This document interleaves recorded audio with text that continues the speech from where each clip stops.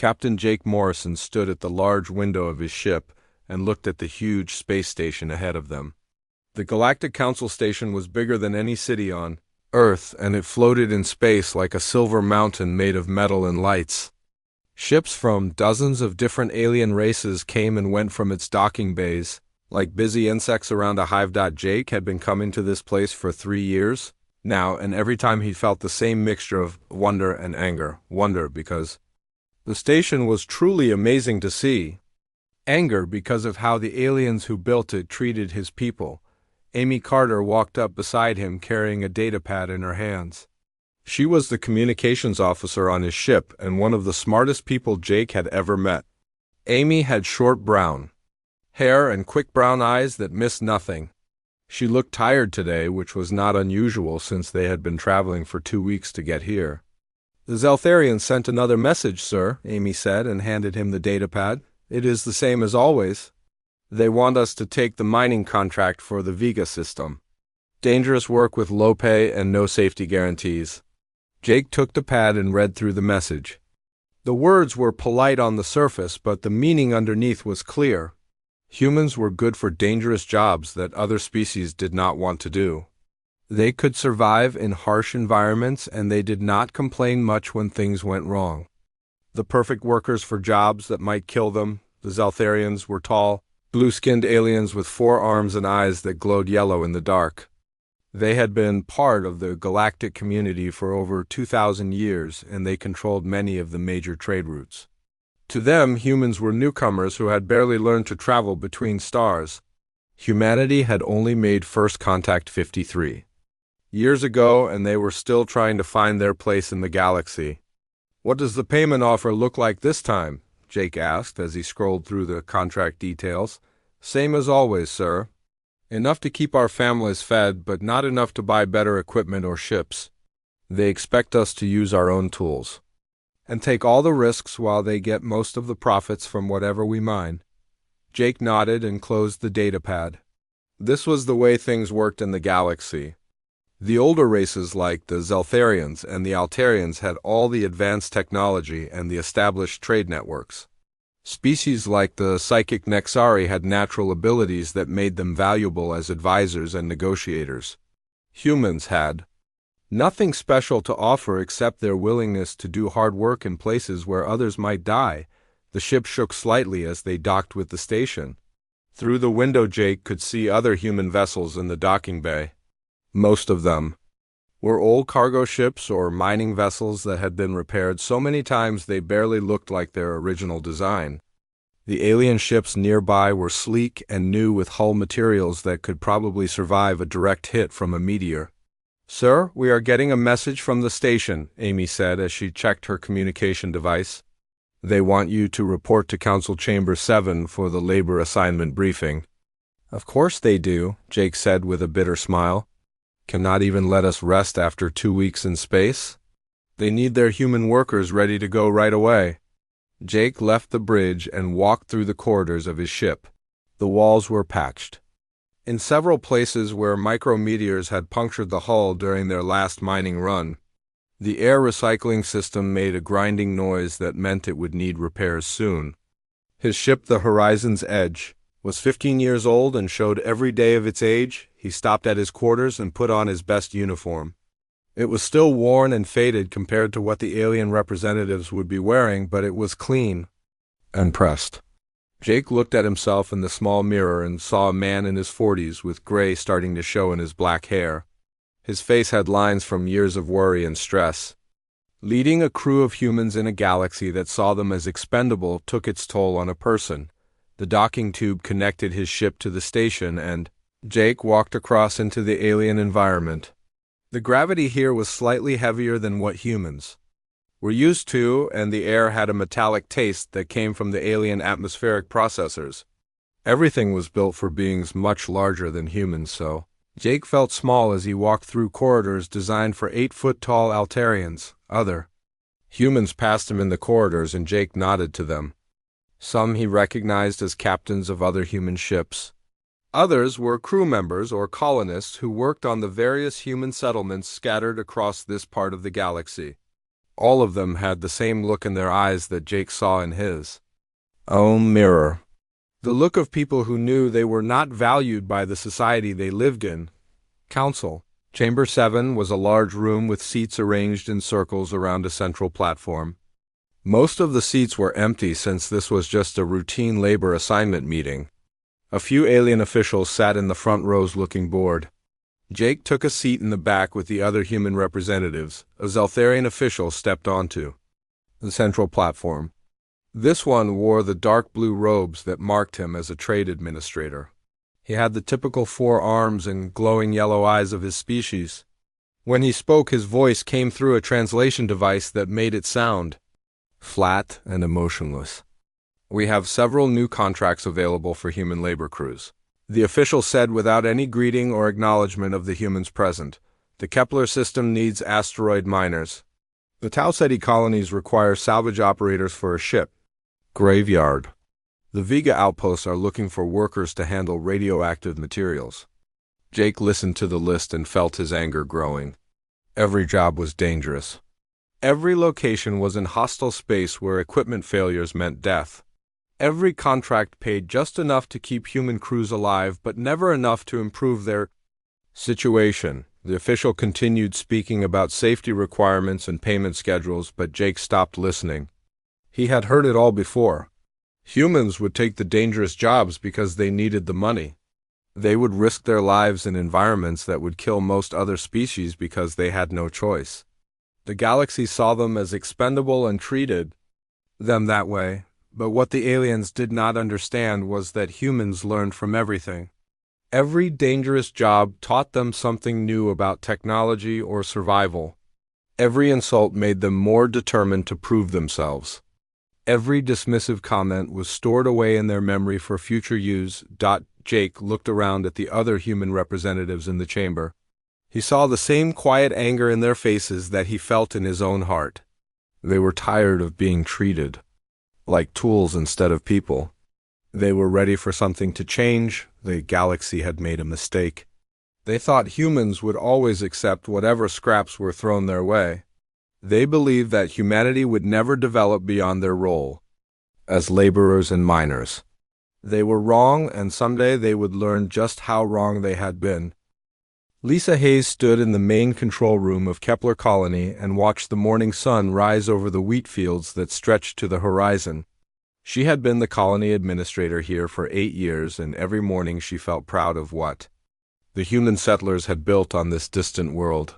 The colony was home to 15,000 people who had worked hard to turn the empty planet into a thriving community. The fields were green and healthy thanks to the irrigation system that Paul Rodriguez had designed using parts salvaged from old mining equipment. The residential areas had schools and parks where children played games and learned about their new world. The industrial sector hummed with activity as workers built tools and machines that kept the colony running smoothly. Lisa walked to her office window and looked down at the main street where people were starting their daily routines. She saw Maria Santos walking to the school where she taught the colony children. Dr. Ben Clark was opening his medical clinic for another day of taking care of sick and injured colonists. Shop owners were turning on their lights and preparing for customers who would need supplies and equipment. This was what humans could build when they were left alone to work. Not the dangerous mining operations or salvage runs that the aliens wanted them to do. Not the barely survivable outposts where equipment failed and people died. A real home where families could live and grow and be happy. Lisa's communication device buzzed, and she saw an incoming message from the Galactic Council. She frowned as she opened it because messages from the Council usually meant trouble for human colonies. The message was short and written in the cold official language that aliens used when they did not want to sound like they cared about human feelings. Kepler 442b colony evacuation required within 6 hours. Zeltharian mining operations to commence immediately. No compensation authorized. Comply or face military enforcement. Lisa read the message 3 times before the full meaning hit her. The aliens were ordering them to leave their homes. Everything they had built over 8 years was going to be destroyed so that the Zeltharians could dig holes in the ground and pull out. Valuable minerals. She ran from her office to the communication center where Tom Wilson was monitoring radio. Traffic from other human settlements. Tom was a thin man with gray hair who had been a ship communications officer before retiring to the colony. He looked up as Lisa burst through the door with panic in her eyes. "Tom, I need you to send an emergency." "Message to Earth Defense Command right now," Lisa said as she handed him the evacuation order. "The Zaltharians are throwing us off our own planet." Tom read the message and his face went pale. 6 hours, Lisa. They are giving us 6 hours to pack up 8 years of our lives and get off the planet. This is insane. "Can you reach Commander Sullivan at Earth Defense?" Lisa asked as she tried to keep her voice steady. "Maybe he can file some kind of legal challenge or get them to delay this." Tom was already working at his communication equipment trying to establish a connection with Earth. The radio waves would take time to travel across the galaxy, but it was their only hope of getting help from the human government outside the communication center. Lisa could hear the colony alarm system starting to sound. Paul Rodriguez had activated it from the main engineering station to warn everyone that something was wrong. Soon people would be coming to the administration building asking for answers that Lisa did not have. "I have Commander Sullivan on the emergency channel," Tom said as he adjusted the radio settings. "The signal is weak, but we can talk to him." Lisa took the microphone and tried to speak calmly, even though her heart was beating fast with fear and anger. "Commander Sullivan, this is Colony Administrator Hayes on Kepler 442b. We have received an evacuation order from the Zaltharian hegemony. They want us off the planet in 6 hours so they can start mining operations." The response came back fuzzy with static, but Sullivan's voice was clear enough to understand. "Lisa, I'm looking at the same message here at headquarters. I'm filing formal protests with the Galactic Council, but you need to know that humans have very limited legal rights in situations like this." "What does that mean, Commander?" Lisa asked, though she already feared the answer. "It means the Zaltharians can do this, and there is nothing we can do to stop them legally.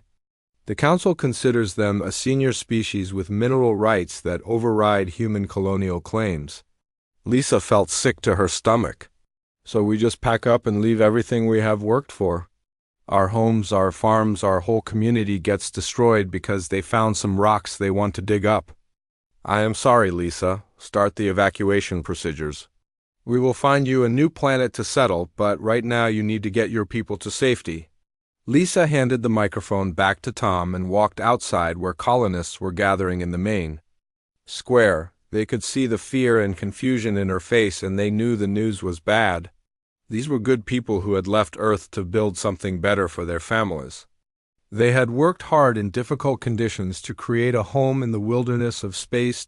Paul Rodriguez pushed through the crowd to reach Lisa. His work clothes were dirty from checking the colony power systems, and his face showed the stress of trying to keep everything running during a crisis. "Lisa, what is happening?" "The emergency systems are detecting incoming ships, but they are not responding to our communication attempts." Lisa looked up at the sky and saw the dark shapes of alien vessels dropping through the atmosphere toward their colony. The ships were huge and angular with the blue and silver markings of the Zaltharian military. They moved with the confidence of a force that expected no resistance from the humans below. "Everyone listen to me," Lisa called out to the crowd of colonists. "We have been ordered to evacuate the planet immediately. The Zaltharians want to use this world for mining, and they do not care about our colony." The crowd erupted in angry voices and frightened questions. People wanted to know why this was happening and what they could do to fight back. Children started crying as they sensed the fear and anger of the adults around them. "We have 6 hours to gather what we can carry and get to the transport ships," Lisa continued, trying to keep her voice strong. "I know this is not fair. I know this is our home and we should not have to leave it. But if we do not go voluntarily, they will force us out?" Maria Santos stepped forward with tears in her eyes. "Lisa, my students have projects and artwork in the school. The children have pets and toys. How can we just leave everything behind?" "Take what you can, Maria. The important thing is keeping everyone safe." The Zeltharian ships landed in the fields outside the colony, and armed soldiers began to march toward the human settlement. They carried weapons that could level buildings, and wore armor that made them look like metal giants. The message was clear. Humans would leave peacefully or they would be forced out. Lisa watched as families ran to their homes to grab whatever they could carry in a few bags. 8 years of building and growing and creating was about to be wiped away, because aliens had decided that human lives did not matter compared to mining profits. The evacuation ships that arrived were old cargo vessels with cramped conditions and poor life support systems. Families were separated as they were loaded onto different ships. People cried as they left behind homes and possessions and memories that could never be replaced. As Lisa's transport ship lifted off from the planet, she looked down at the colony one last time. Already she could see Zeltharian mining equipment being unloaded to tear apart everything the humans had built. The wheat fields that had fed 15,000 people would be strip-mined for rare minerals. The schools and homes would be demolished to make room for processing plants, but something had changed in Lisa's heart as she watched her world being destroyed. The same change was happening in the hearts of every human who saw the footage of the Kepler evacuation. They were tired of being pushed around. They were angry at being treated like they did not matter, and they were ready to do something about it.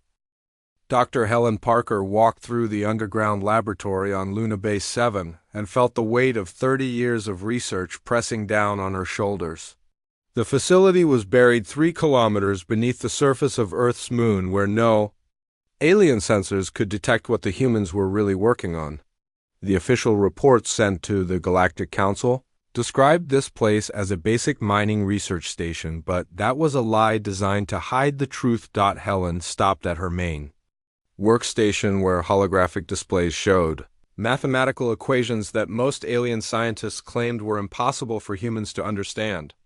The equations described how space and time could be folded like paper to allow ships to travel instantly between distant points in the galaxy.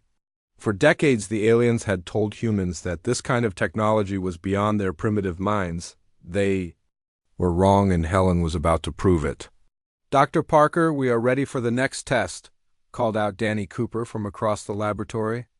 Danny was a former cargo ship pilot who had been recruited for the secret project because of his unusual ability to think in 3 dimensions while flying through asteroid fields. The military had tested thousands of pilots, and Danny was one of only 12 who could handle the mental stress of folding space around a ship. Helen walked to the testing chamber, where a scale model of their new engine design sat on a metal table. The device looked simple from the outside, like a silver box with glowing blue lines carved into its surface. Inside the box was technology that could change the balance of power in the galaxy if it worked the way her calculations predicted. "All monitoring systems are active, Dr. Parker," said Lisa Murphy, who was overseeing the test from the control booth. Lisa had been promoted to general after the Kepler colony incident, when Earth Defense Command realized they needed leaders who understood that the aliens were not their friends. She had authorized unlimited funding for projects like Helen's research because she knew humanity needed new weapons to survive. Helen activated the device and watched as the space around the silver box began to shimmer, like heat waves rising from hot pavement. The air itself seemed to bend and twist as the engine created a small fold in space-time. Instruments around the laboratory recorded energy readings that should have been impossible according to everything the aliens had taught humans about physics. "The fold is stable, Dr. Parker," Danny called out as he monitored the test from his pilot station. "I am reading a clean space-time distortion with no dangerous side effects." Helen smiled for the first time in months. 3 decades of theoretical work had finally produced a working prototype that could let human ships travel faster than anything the aliens possessed. More importantly, the engine produced no detectable energy signature that alien sensors could track. The test model disappeared from the metal table and reappeared on the other side of the laboratory in the space of a heartbeat. No flash of light or sound marked the transition. One moment the device was in one place, and the next moment it was somewhere else entirely. Perfect spatial translation with zero transition time, Lisa said from the control booth. Dr. Parker, you have just made every alien warship in the galaxy obsolete. But Helen knew that new technology was only part of what humanity needed to survive. While she had been working on engines, other scientists had been developing weapons, systems that could punch through alien shields like they were made of tissue paper. Medical researchers had created treatments that could keep human soldiers fighting even after injuries that would kill most other species. The real revolution was happening in the factories, hidden on asteroids throughout human space where ordinary people were building the tools that would free their species from alien control. Steve Johnson had been a simple factory worker before the Kepler incident, but now he was supervising the production of hull materials that could survive direct hits from alien plasma cannons. General Murphy, we are getting reports from our agents. In alien space, said Tom Richards, who was monitoring communications from across the galaxy.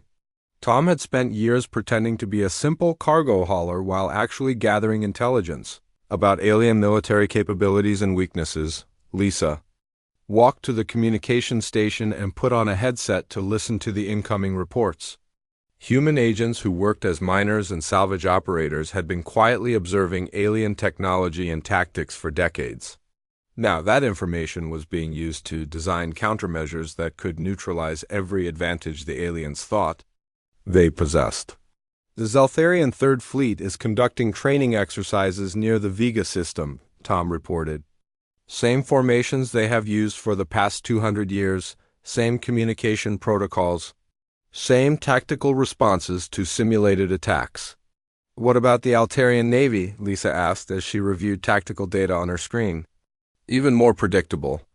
General, they rely completely on their shield technology and heavy weapons platforms. No innovation in their ship designs for over 500 years. Helen listened to the intelligence reports and realized that the aliens had become victims of their own success. They had been the dominant species in the galaxy for so long that they had stopped trying to improve their technology or tactics. They fought wars using strategies that were older than human civilization, and they expected those same old methods to work against any enemy. The aliens had no idea that humans learned from every battle and adapted to every situation. While alien commanders followed rules written thousands of years ago, human tactical doctrine emphasized chaos and unpredictability. Human soldiers were trained to use their own ships as weapons when conventional attacks failed. Human pilots would sacrifice entire fleets to gather intelligence that could be used in future battles. Dr. Parker, we need to discuss the next phase of development, Lisa said as she finished reviewing the intelligence reports. How quickly can you scale up production of the fold engines? Helen looked at her prototype device and did some quick calculations in her head. Give me 6 months and unlimited resources, and I can equip 100 ships with working engines. Give me a year and I can outfit 1,000 vessels. You have whatever you need, Helen. Money, materials, personnel, anything you ask for. Helen nodded and turned back to her work. Around her, the laboratory buzzed with activity as dozens of scientists and engineers worked on projects that would have been considered impossible just months earlier. Weapons that could fire through alien shields. Armor that could absorb energy. Attacks and convert them into power for human systems. Communication devices that could coordinate attacks across multiple star systems without any delay. But the most important development was not happening in the laboratories or factories. It was happening in the minds of ordinary humans who had decided they were tired of being treated like servants by aliens who saw them as expendable.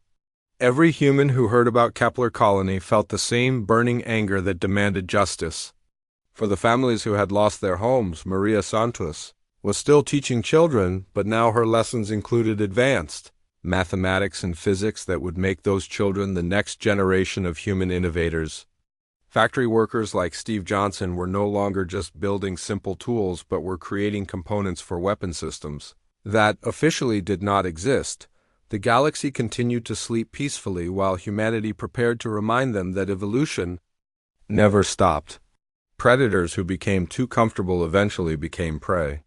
Species that relied on old advantages eventually faced newer and more dangerous enemies. Helen looked at her prototype engine one more time before shutting down the test equipment. Tomorrow she would begin building the real thing. The device that would give humanity the power to fight back against those who had taken their homes and treated their lives as worthless. The silent revolution was almost ready to become a very loud war.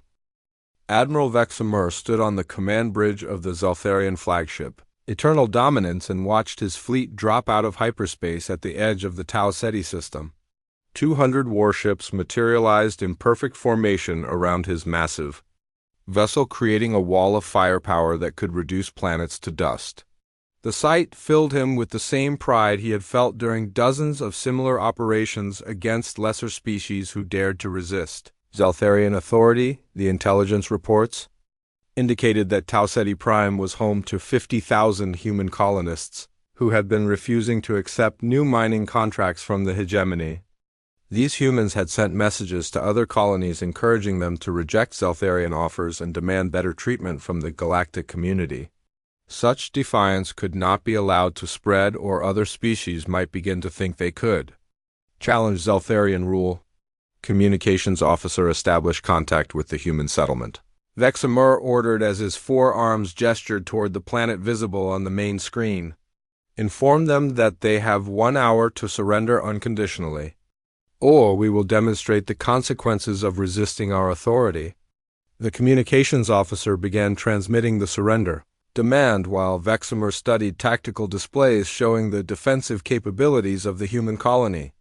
A few orbital defense platforms with outdated weapon systems. Several patrol vessels that looked like converted cargo haulers.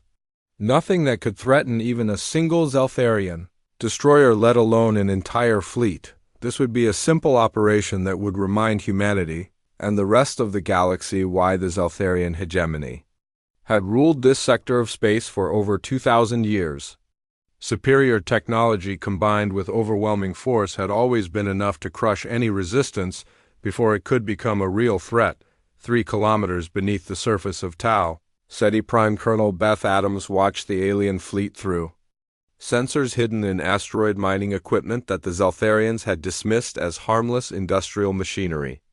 The underground command center had been excavated using the same boring equipment that humans used for legitimate mining operations, but instead of looking for minerals, they had created a fortress that could coordinate the defense of the entire system. Admiral Vexamer is using the same tactical formation that Zeltharian forces have employed for the past 3 centuries, reported Captain Tony Mitchell from his position at the Tactical Analysis Station. Tony had spent 15 years pretending to be a simple cargo pilot while actually studying alien military doctrine and identifying weaknesses that human forces could exploit. Beth looked at the display, showing the positions of the alien ships, and smiled grimly. The Zeltharians had arranged their fleet in a defensive shell around their flagship exactly as human intelligence had predicted they would. Their formation was designed to protect against conventional attacks using traditional weapons and tactics. It would be completely useless against what the humans were about to do. All units report ready for Operation Payback, Beth announced over the encrypted communication system that connected her command center to human forces hidden throughout the Tau Ceti system. Remember that today we are not just defending our colony. We are showing the galaxy that humanity will never again accept being treated as expendable. The Zeltharian fleet detected no response to their surrender demand because the human colony appeared to have been completely evacuated. Orbital sensors showed empty cities and abandoned industrial facilities with no signs of life anywhere on the planet's surface. It looked like the humans had fled in panic when they detected the approaching alien armada. Vexamer was disappointed that there would be no resistance to crush, but evacuating was probably the smartest thing the humans could have done. His fleet would destroy the empty colony as an example to other human settlements and then move on to the next system that needed to be reminded of Zeltharian power. Sir, we are detecting some unusual energy readings from the asteroid belt, reported the sensor officer from his station near the front of the bridge. The signatures do not match any known human technology. Investigate, but do not delay our schedule, Vexmer replied dismissively. Humans are primitive, and whatever they left behind in those asteroids cannot threaten our ships. The first human vessels appeared without any warning or dramatic announcements. One moment the space around the Zaltharian fleet was empty, and the next moment ships were materializing from nowhere using full drives that alien science insisted were impossible for humans to build.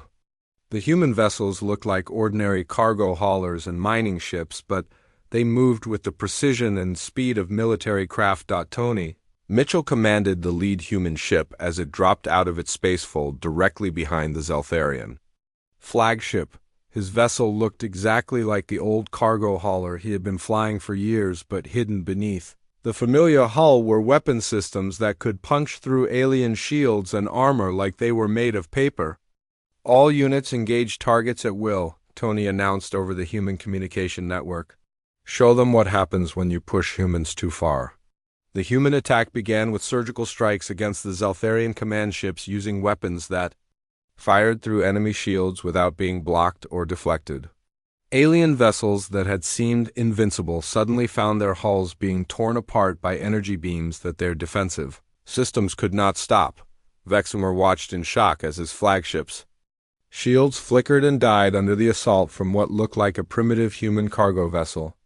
The bridge around him filled with smoke and sparks as critical systems overloaded under the unexpected attack. This was impossible. Human technology was supposed to be centuries behind Zaltharian science. Return fire on those vessels, he ordered. But his weapons officers were struggling to target ships that seemed to appear and disappear at random locations around the battlefield. The humans were using hit-and-run tactics that made no sense. According to established military doctrine, the battle continued for 6 hours as human forces systematically destroyed Zaltharian warships using tactics that no alien commander had ever encountered. Instead of engaging in honorable fleet combat, the humans attacked in small groups using stealth technology to approach their targets undetected. When alien forces tried to respond, the human ships would simply fold space and appear somewhere else entirely. Human vessels rammed alien ships when conventional attacks were not enough to penetrate enemy armor. Human pilots ejected from damaged craft only to detonate their ships as improvised bombs against nearby enemy vessels.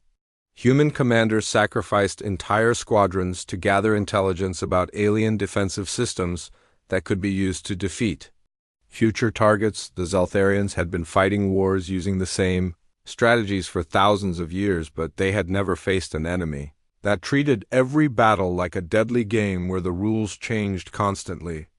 Human forces abandoned tactics as soon as the aliens developed countermeasures and immediately tried completely different approaches. When the battle ended, only 12 Zaltharian ships remained intact enough to retreat from the Tau Ceti system.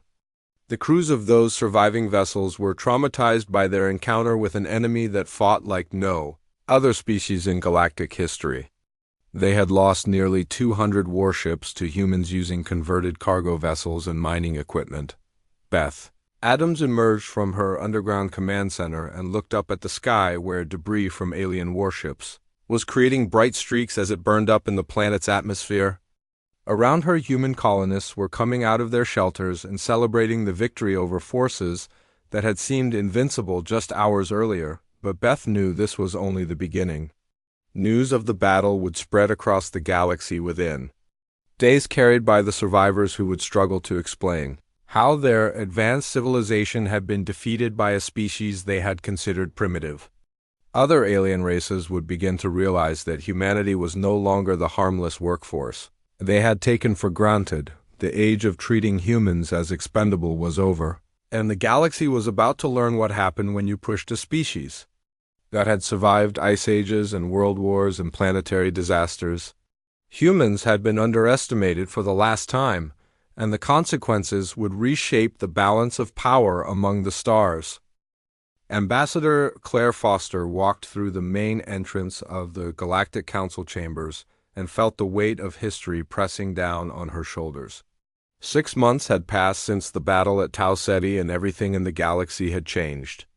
The same corridors that had once echoed with dismissive comments about human limitations now fell silent as alien Delegates stepped aside to let her pass. The war had lasted only 8 months, but those 8 months had shattered every assumption the galaxy had made about humanity.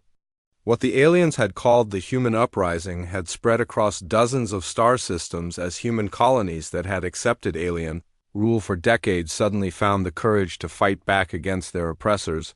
Claire took her seat at the circular table where representatives from every major species in the galaxy waited to negotiate the new treaties that would define humanity's place in the galactic community. The Zeltharian delegate refused to make eye contact with her while the Altarian representative kept glancing nervously at the datapad that contained reports about human military capabilities. Admiral Kevin Torres sat beside Claire wearing the blue uniform of the newly formed Human Defense Coalition. Kevin had commanded human forces during the final battles of the war when alien fleets had tried desperately to contain what they now realized was a species that could outthink and outfight any enemy they encountered. The war had proven that human unpredictability was their greatest weapon against species that had relied on the same tactics for millennia. Every time alien commanders developed strategies to counter human attacks, the humans would abandon those tactics entirely and try something completely different. They treated warfare like a puzzle that could be solved through creativity and determination rather than overwhelming force. The Galactic Council recognizes Ambassador Foster as the official representative of the Human Defense Coalition, announced the council speaker as the session began. The speaker was a tall insectoid creature whose species had remained neutral during the conflict, but who clearly understood that the balance of power in the galaxy had shifted permanently. Claire stood and activated the holographic display that showed the terms humanity was demanding in exchange for ending their military operations against alien colonies and shipping routes. The demands were simple but revolutionary in their implications for how the galaxy would function in the future. Humanity requires full territorial sovereignty over all systems currently occupied by human populations, Claire announced as the display showed star maps with human colonies marked in bright blue. No alien species will have the authority to relocate or remove human settlements without the explicit consent of the human government. The Zeltharian delegate finally looked up from his datapad with anger visible in his glowing yellow eyes. This is unacceptable. The hegemony has mineral rights throughout this sector that predate human colonization by thousands of years. The hegemony had those rights when humans were willing to accept second-class status in the galactic community, Claire replied calmly. That time is over. Humanity will no longer tolerate being treated as expendable labor for alien mining operations. The Altarian representative shifted uncomfortably in his seat as he reviewed intelligence reports about human technological capabilities that his scientists still insisted were impossible. Ambassador Foster, our analysis indicates that human military technology has advanced beyond what our models predicted was feasible for your species. Admiral Torres smiled coldly as he responded to the alien concern. Your models were based on the assumption that humans would always remain inferior to established galactic species.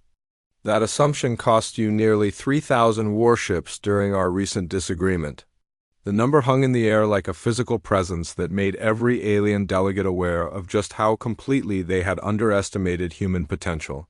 3,000 alien vessels destroyed or captured by human forces that had been dismissed as primitive just months earlier.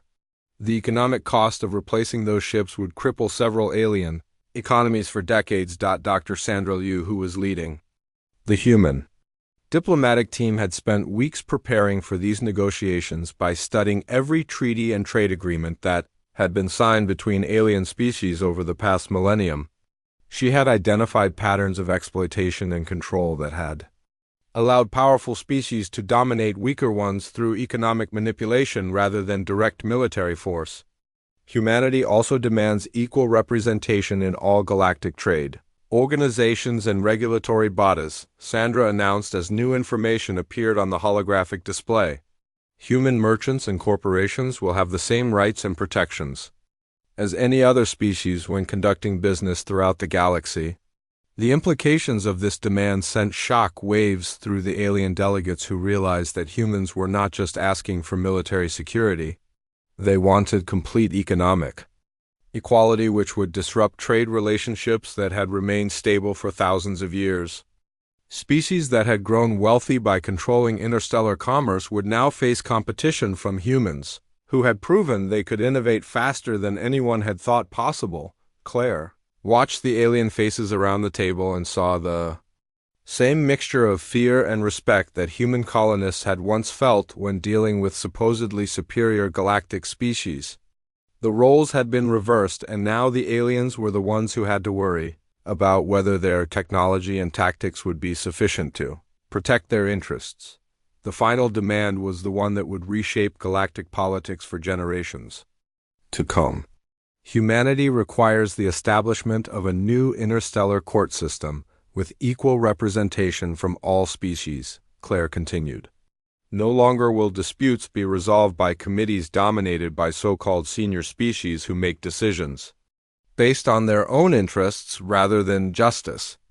The council speaker buzzed quietly as he translated the human demands for species whose languages could not be converted directly into standard galactic communication protocols. When he finished, the chamber fell silent as each delegate realized that humanity was demanding nothing less than the complete restructuring of galactic civilization.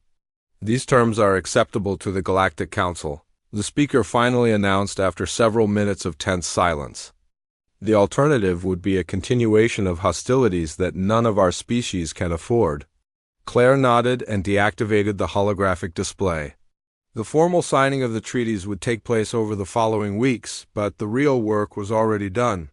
Humanity had earned its place as an equal member of the galactic community through strength and determination rather than the charity of supposedly superior species. Jake Morrison watched the treaty ceremonies from the observation deck of his new ship, the Second Chance, which was equipped with the latest human technology and crewed by people who had proven themselves during the war.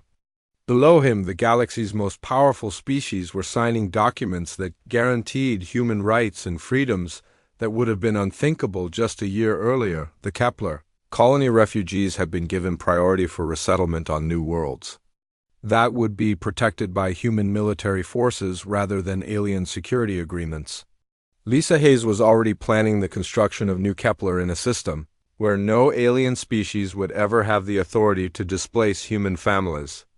Again, children like those taught by Maria Santos would grow up in a galaxy where humans were respected rather than exploited. They would have opportunities to become scientists and diplomats and military officers rather than just miners and salvage workers, doing dangerous jobs that aliens considered beneath them. The galaxy had learned a lesson that would echo through history about the dangers of underestimating any species. Humans had been taken for granted and treated as expendable until they proved that survival and determination could overcome any technological advantage. The age of human subservience was over, and the age of human equality had begun among the stars.